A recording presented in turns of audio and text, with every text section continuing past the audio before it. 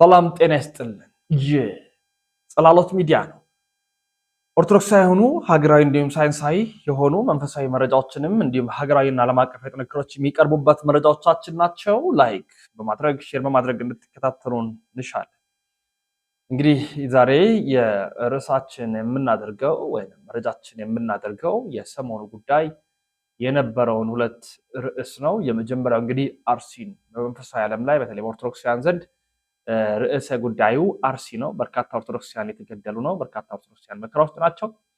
በዚያ መከራ ያ ስደት ያ መፈናቀልን በተመለከተ ድምፅ የሆኑ የሚገኙ ኦርቶዶክሳውያን አሉ። ስለዚህ አርሲን እንመለከታለን።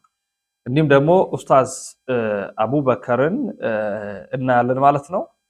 ከዛ በፊት ግን ከዚህ ከመንፈሳዊ መስመራችን ወጣ ብለን በሞት ያጣነው አርቲስት ሰማኸኝ በለው አለ። እንግዲህ ስርዓተ ቀብሩም በቅድስት ቤተክርስቲያን ተፈጽሟል። አርቲስት ሰማኸኝ በለው በዚህ በኪነ ጥበቡ ዘርፍ በሙዚቃ ኢንዱስትሪ በተለይ በሰሜኑ ክልል ላይ ባለው በሚዘፍናቸው ዘፈኖች ይታወቃል። ቅን መልካም የሆነ ሰው እንደነበር ይታወቃል። ነገር ግን በድንገት ህልፈቱን ሰምተናል።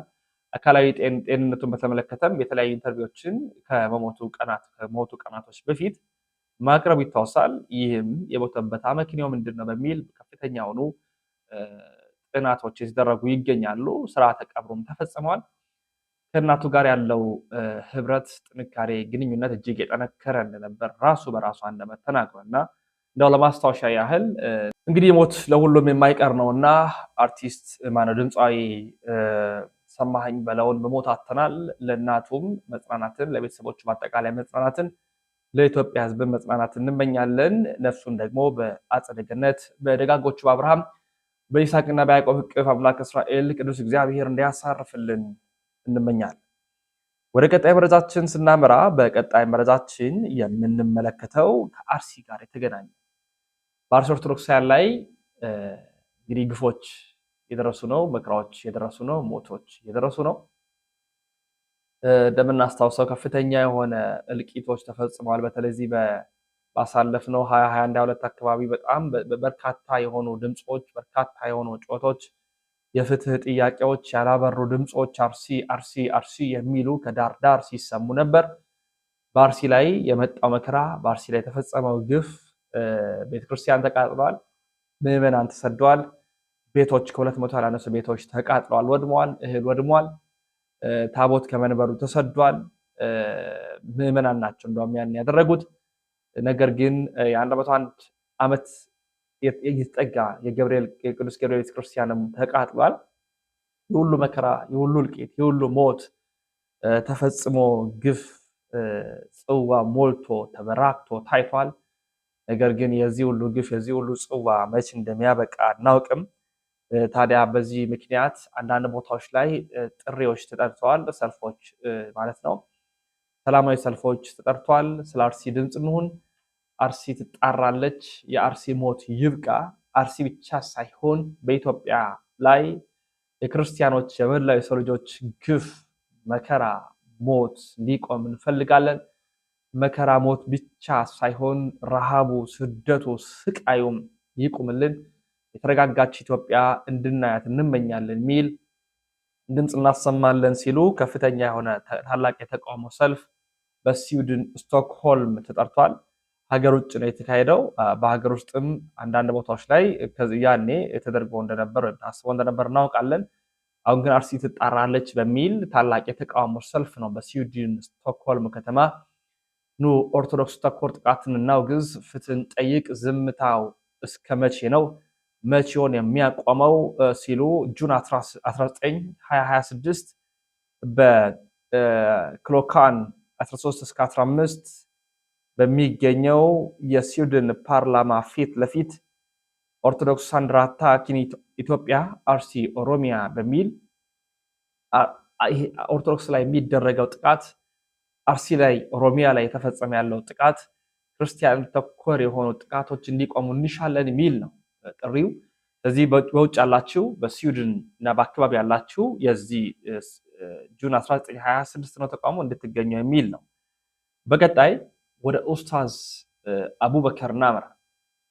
ከሰሞኑ እንግዲህ አንድ ኢንተርቪው አካሂዶ ነበር ኡስታዝ አቡበከር የእስልምና ላይ ያሉ ታላቅ መምህር ናቸው።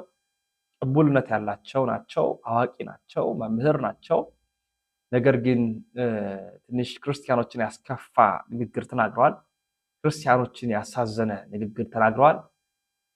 እንደውም ተበዳዮች እኛ ነን፣ እንደውም መከራ የመጣብን እኛ ነን፣ እንደውም ሞቱ የበዛበት እኛ ላይ ነው።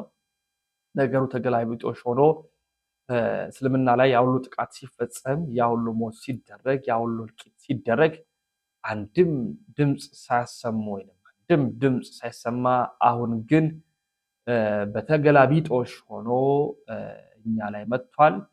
እናንተ ራሳችሁ ገዳዮች ናችሁ ተብለናል። ይሄ ግን ትክክል አይደለም።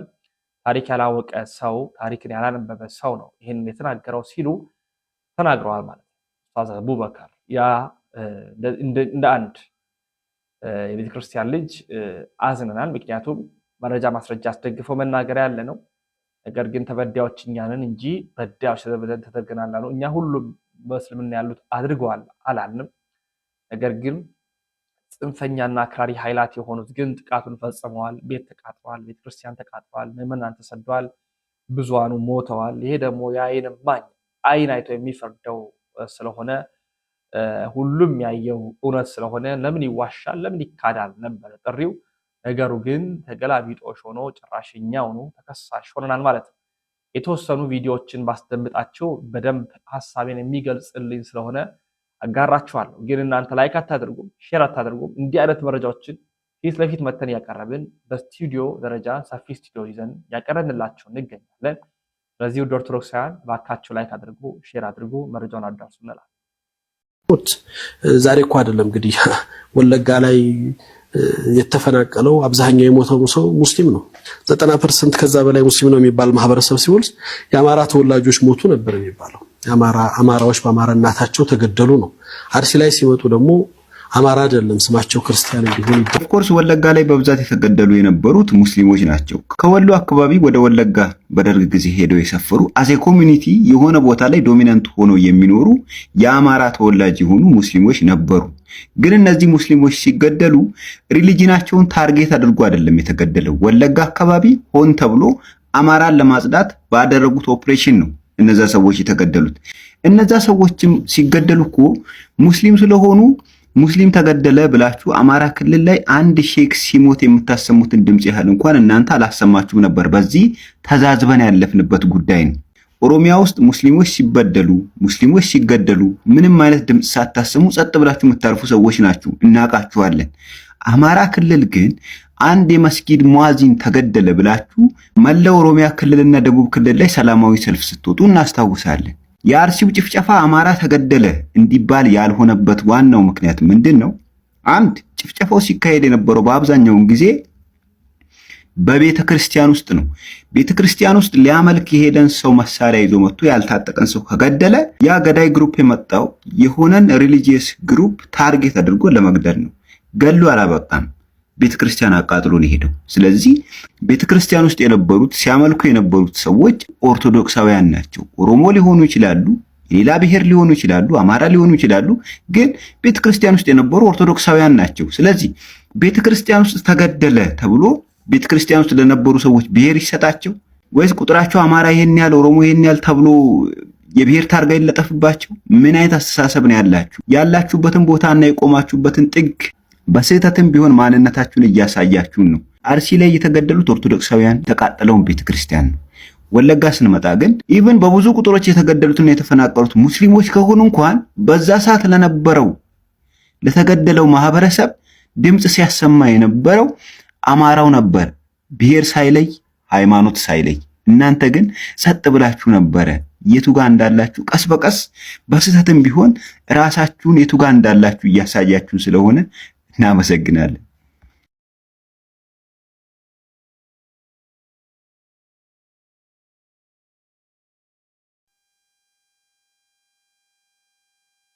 የተወዳጁ ቤተሰቦቻችን ወደ ኦርቶዶክሳውያን የዛሬ መረጃዎቻችን ይህን ይመስላሉ። መረጃው ለመላው ዓለም እንዲዳረስ